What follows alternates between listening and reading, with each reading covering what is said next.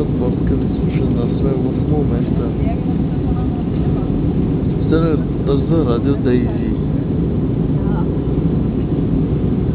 Аз съм уверен тук от точка 2. Точката е важна за точение господин Иванов, който тръгна преди броени часове от летище Барселона и след броени минути, т.е.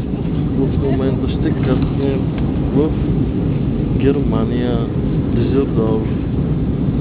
Това е репортаж за радио Дейзи от господин Иванов, специално за DJ Еди, DJ Жоро, DJ Бомбастик, DJ Румбаки, великолепните колежки, Клеопатра, ако не се лъжа,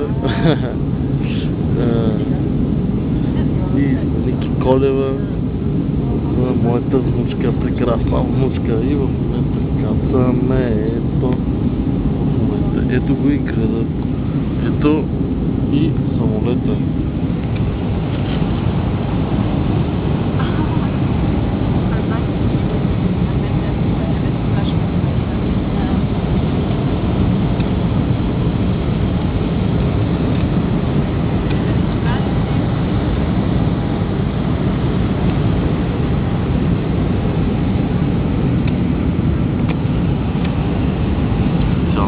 Радио Дейзи.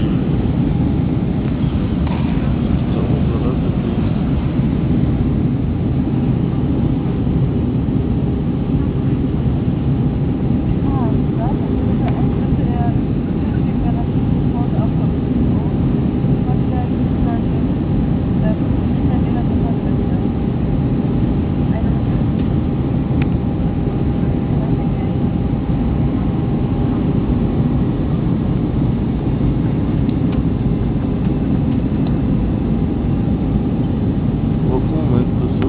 Да кацаме и ето го градът Дюзелдорф. В момента кацаме до летището, след броени минути кацаме. Това е Дюзелдорф, Германия.